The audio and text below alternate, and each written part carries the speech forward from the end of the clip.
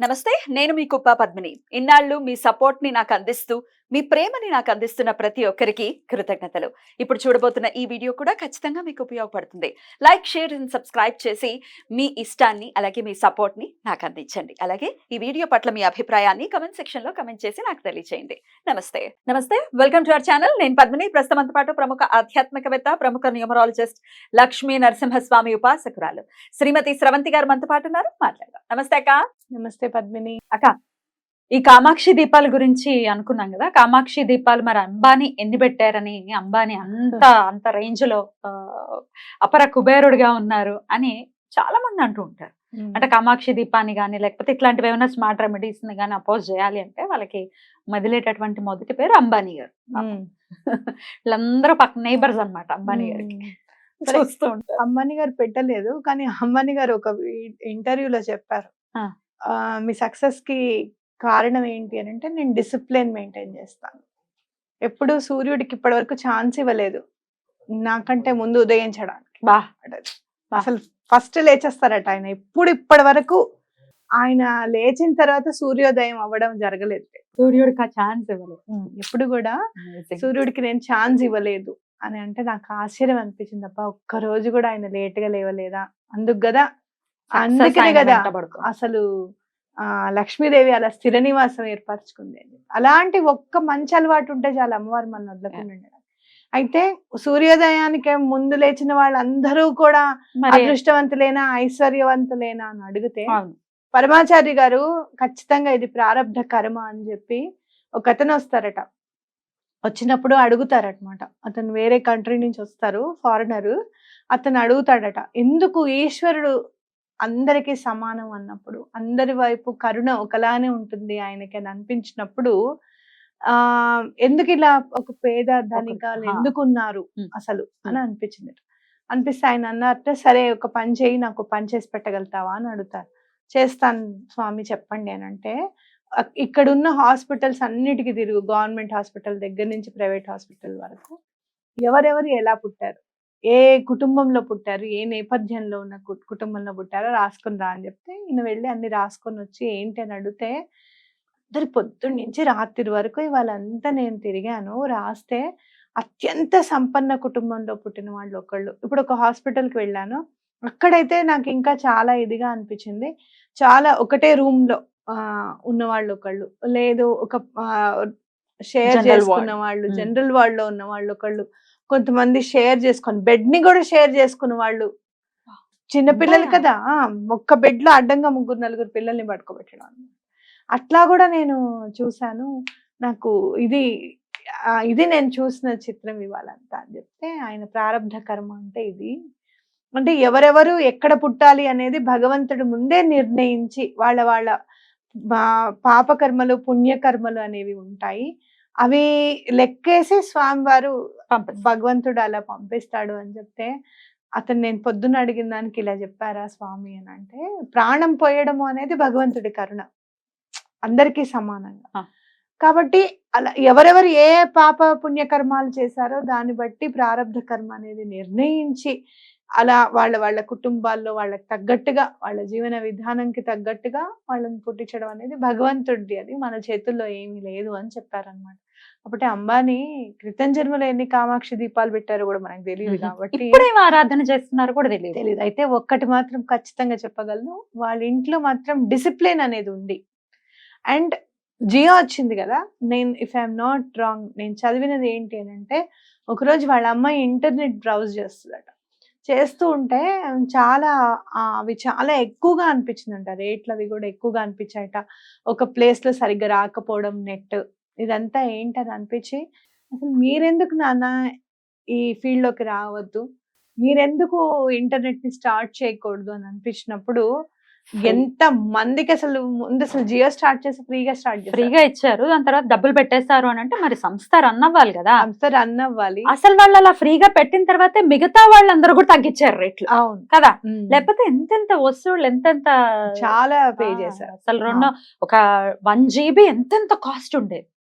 మనం ఇదివరకు net use చేసుకోవాలి అని అంటే పర్ అవర్ 20 రూపీస్ 10 రూపీస్ ఇచ్చి అక్కడ కూర్చొని నెట్ వచ్చినా రాకపోయినా, స్పీడ్ ఉన్నా ఎలా ఉన్నా దాన్ని యూజ్ చేసుకొని రావాల్సి వచ్చేది. అలాంటిది ఇప్పుడు మనకి ఇంట్లోనే అది అవైలబుల్ గా ఉంది. అంటే నేను చెప్పేది ఏంటంటే కూతురు మాట కూడా నేను చాలా పెద్ద టైకూన్ని, బిజినెస్ టైకూన్ని నేను వినాలా అనేది కాదు అక్కడ. ఒక ఐడియాగా తీసుకోవడం అన్నమాట. అహంకారం లేదు. లేకుండా. అండ్ వాళ్ళ ఫ్యామిలీలో నేను ఇంకోటి చూసింది, ఆవిడకి వచ్చిన ఆర్ట్ ని చక్కగా ప్రదర్శిస్తారు పిల్లల Dance. ఫంక్షన్స్ లో కానీ Dance. ఎక్కడన్నా కానీ. డాన్సర్ కదా డాన్సర్ ఆవిడ వైఫ్ నీతా అమ్మని. అంటే ఎక్కడ కూడా నేను ప్రదర్శించాల్సింది ఏముంది అనేటట్టుగా ఉండరు. ఇంకా వాళ్ళందరితోనూ ప్రాక్టీస్ ఉంది, ఖచ్చితమైన ప్రాక్టీస్ ఉందని కరెక్ట్ గా అందరూ చేతులు ఒకటే టైంకి లేపడం, ఒకటే టైంకి చేయడం, అంత మిర్రర్ ఇమేజ్ లాగా ఉంటుంది అనమాట. అట్లా చేయడం కూడా ఎన్ని రోజులు ప్రాక్టీస్ ఉండాలి. ఖచ్చితంగా 10-15 రోజులు లేనిదే చేయడం కుదరదు. నాకు ప్రాక్టీస్ అక్కర్లేదు, మీరు చేయండి, నా స్టెప్స్ నేను చేస్తాను, మీ స్టెప్స్ మీరు వేయండి అని అనొచ్చు ఆ రేంజ్ లో ఉన్నప్పుడు. ఇంకోటి నేను చూసింది, ఆవిడ ప్రసాదం తీసుకునేటప్పుడు కొంగును చాచి తీసుకోవడం. అట్లా అలాంటివి చాలా ఉన్నతమైన స్థానంలో నిలబెడతాయి ఖచ్చితంగా. సో ఆ డిసిప్లిన్ చాలా ఇంపార్టెంట్. వాళ్ళ అబ్బాయి ఇప్పుడు ఎలిఫెంట్స్ ని ఆయన చూసేటటువంటి తీరును కూడా మనం చూస్తే చాలా అద్భుతంగా సేవ చేస్తున్నారు. దాన్ని కూడా తిడుతూ జనాలు అసలు కొంచెం కూడా ఇంగిత జ్ఞానం లేకుండా దీని వెనకాల ఏదో బోల్డ్ అంత స్ట్రాటజీ ఉంటుంది, డబ్బులు సంపాదించడం కోసం, there is a huge plan behind it అంటూ మాట్లాడటం. అసలు తిట్టేవాళ్ళు ఎప్పుడు అక్కడే ఉంటారు, వెళ్ళేవాడు ఎలాగో పైకి వెళ్తూనే ఉంటారు కదా. చాలా బాధ అనిపించింది. నేను చూసింది ఏంటంటే పద్మిని, ఎవరికన్నా పేరు వస్తుంది అని అంటే దాన్ని చూసి మెచ్చుకుంటున్నారు అంటే బురద జల్లే వాళ్ళు ఒకళ్ళిద్దరు ఉంటారు ఖచ్చితంగా. ఇంకా ఎక్కువ ఉన్నారు వాళ్ళు జల్లని లెట్ ఇట్ బి. అది కూడా ఇంకోటి నేనేమనుకుంటాను అని అంటే, ఎలా అయితే మనల్ని మెచ్చుకునే వాళ్ళని ఈశ్వరుడు పంపించాడో, తిట్టే వాళ్ళని కూడా ఆయనే పంపించాడు. వీళ్ళు ఎలా ఉంటారని చెప్పి ఈశ్వరుడు నన్ను ఏమన్నా, నిన్నైనా, ఎవరినైనా కానీ టెస్ట్ చేస్తాడేమో, అందులో పాస్ చేసే బాధ్యత నీదేనా ఆయన అని చెప్తాను నేను.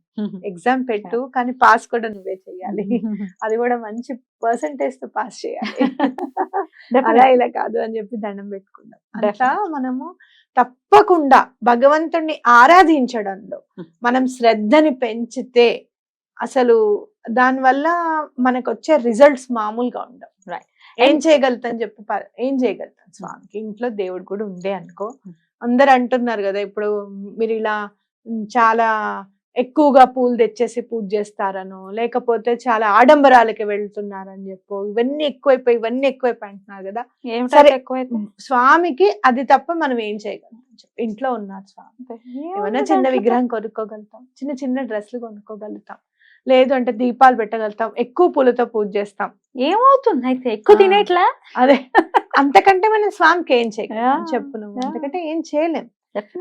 తప్పకుండా నేచర్ ని ఇన్వాల్వ్ చేస్తే. చాలా మంది అడిగే క్వశ్చన్, శివుడి మీద పాలు పోసేటప్పుడు 1 లీటర్ పాలు పోసే బదులు నేను ఎక్కువగా మీరు పేదవాళ్ళకి ఇవ్వచ్చు కదా ఆ పాలు అని అంటే, పాలు అనేవి ఏమైనా కూడా న్యాచురల్ థింగ్స్. మీకు పంచామృతాలు ఉన్నాయి, అవి శివుడికి అభిషేకం చేయమని ఎందుకు చెప్పారు, భగవంతుడికి అభిషేకం చేయమని ఎందుకు చెప్పారు? పంచామృతాలు చక్కగా నేచర్ నుంచి వచ్చినవి. అవి గనక భగవంతుడికి సమర్పిస్తే నేచర్ చాలా హ్యాపీగా ఫీల్ అవుతుంది. ఇప్పుడు మనని చాలా హానర్ చేశారనుకో, నువ్వు నన్ను చూస్తావు, బావగారు వచ్చినప్పుడు బావగారు తిన్నారా అంటే నాకు ఇంకా చాలా హ్యాపీగా అనిపిస్తుంది. అంతే కదా, అంతే, అవునా కదా. మన హస్బెండ్ ని హానర్ చేసినప్పుడు ఇంకొంచెం హ్యాపీగా ఫీల్ అవుతాం, అవునా కాదా. అలానే ప్రకృతి అమ్మవారు అనుకుంటే గనక పరమాత్ముడికి సమర్పిస్తే అమ్మవారు ఇంకొంచెం హ్యాపీగా ఫీల్ అయ్యి 10 మంది ఈ పంచామృతాలతో 10 మంది కడుపే నింపగలుగుతామేమో, అది స్వామికి సమర్పిస్తే 100 మంది కడుపు ఎక్కడో ఒకటి నిండుతుంది. అది అర్థం చేసుకోండి, దానిలో ఉన్నది తెలుసుకోండి. ఇట్లా కామాక్షి దీపము మంగళవారం శుక్రవారం అంటే నేను అనుకున్న అదేమిటి ఆవిడకి మంగళవారం శుక్రవారమేనా, అలా కాదు, ప్రతిరోజు పెట్టాలి అమ్మవారికి. అందులో అమ్మవారు చక్కగా నాభి స్థానంలో ఉండి సమస్త భూమండలాన్ని ఆవిడ పెంచి పోషిస్తోంది అన్నప్పుడు ఆవిడకి ఎంతో కొంత కృతజ్ఞతగా మనం పెట్టాలి అని అనిపించే ఆ భావనలో నుంచే ప్రతిరోజు కామాక్షి అమ్మవారికి పెట్టాలి అనేది ఆ స్ఫురణకు వచ్చింది. ప్రతిరోజు పెడతాను నేను ఇప్పటికి 2020 నుంచి 4 years లో బోల్డ్ అంత మార్పు, చాలా మార్పు. అసలు నేను ఊహించనంత మార్పు.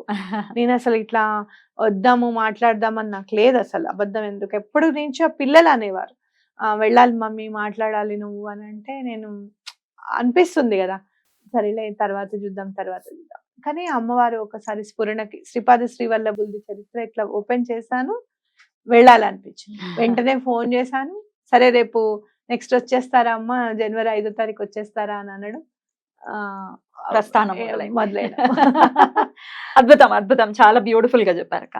డెఫినెట్ గా స్వామిని కొలుచుకునే రీతిలో లేకపోతే అమ్మవారిని సేవ చేసుకునే విధానంలో ఏవైనా కొత్తవి తారసపడితే ఖచ్చితంగా వాటిని మనం వెల్కమ్ చేయొచ్చు. సేవకి ఏది అతీతం కాదు అనేది ఖచ్చితంగా గుర్తుపెట్టుకోవాలి. ఇప్పుడు విష్ణు సహస్రనామము వినేటప్పుడు వినాలి, అది మళ్ళీ చదవాలి అని చెప్పినప్పుడు అది చెప్పాలి అని అనుకో, అది రెమెడీనేగా విష్ణు సహస్రనామం అనే కదా. మరి ఆయనను కొలవాల్సిన అవసరం నాకేముంది అని అనుకుంటే గనక విష్ణు సహస్రనామం ఎక్కడి నుంచి వస్తుంది? అమ్మో నేను కొలిచేటప్పుడు వీళ్ళందరూ వినేస్తారేమో, అది వేరే వాళ్ళకి వెళ్ళిపోతుందేమో అని అనుకోలేదు.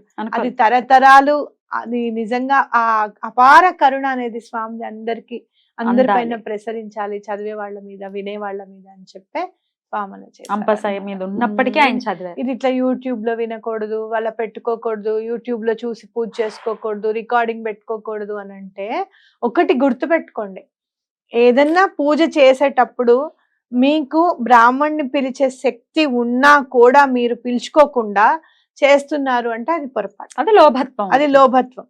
అలా కాకుండా స్వామికి నేను ఏదన్నా చెయ్యాలి, నేను చదువుతూ వింటూ చేసుకోవాలి అనుకొని చేసి, సరే ఈ రోజు నువ్వు బ్రాహ్మణ్ణి పిలిస్తే నువ్వు ఒక 500 1000 రూపాయలు ఇయ్యాలనుకున్నావు, స్వామి నేను పూజ చేసుకున్నాను, నా చేతుల్లో ఉన్నది ఇదండి, నేను ఇలా స్వయం పాకం ఇచ్చి మీకు ఇది ఇస్తున్నాను, దక్షిణ ఇచ్చి దండం పెట్టినా చాలు. అంతే అవునా కదా? ఖచ్చితంగా. అంతేకాని మీరు ఇలా మాటల్ని చాలా బ్యూటిఫుల్ గా ఎక్స్ప్లెయిన్ చేశారు. Thank you so much. నమస్తే.